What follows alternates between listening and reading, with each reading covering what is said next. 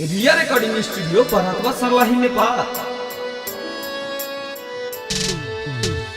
तू रूठ जइबू तो हम जियब कैसे, तू रूठ जइबू तो हम जियब कैसे, फाटल करे जवा के सियब कैसे। तू ही तो हऊ हमर सोना के सिराही, तू ही तो हऊ हमर सोना के सिराही, आ तू ही फूट जइबू तो हम पनिया पियब कैसे। भूले के दवाई कौन खा गइल का हो, भूले के दवाई कौन खा गइल का हो।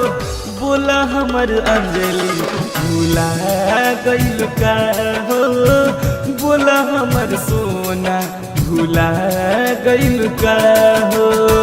भूले के दवाई कौन खा गइल का हो, भूले के दवाई कौन खा गइल का हो।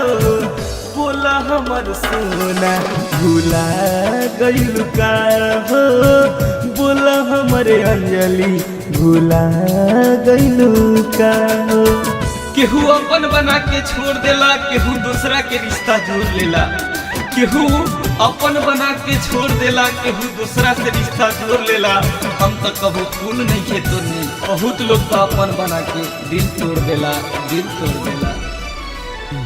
याद कर मिलत रोजे रहल भोरवा में, सीना से सटा के सुतत रहल कोरवा में। हमसे धोखा कइले जा। याद कर मिलत रोजे रहल भोरवा में, सीना से सटा के सुतत रहल कोरवा में।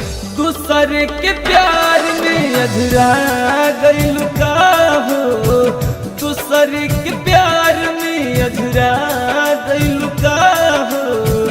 बोला हमर सोना भूला गइल का हो, बोला हमर अंजलि भूला गइल का हो।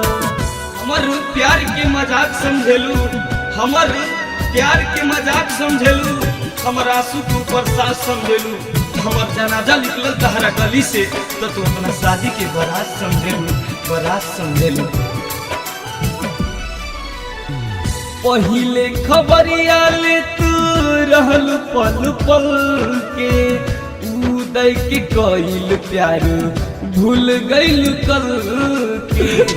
ए जान पहिले खबरिया ले तू रहल पल पल के, शिवनंदन की कइल प्यार भूल गइल कल के। जान खिलल रहू फुलवा जस मुरझा गइल का हो, खिलल रहल फुलवा जस मुरझा गइल का हो।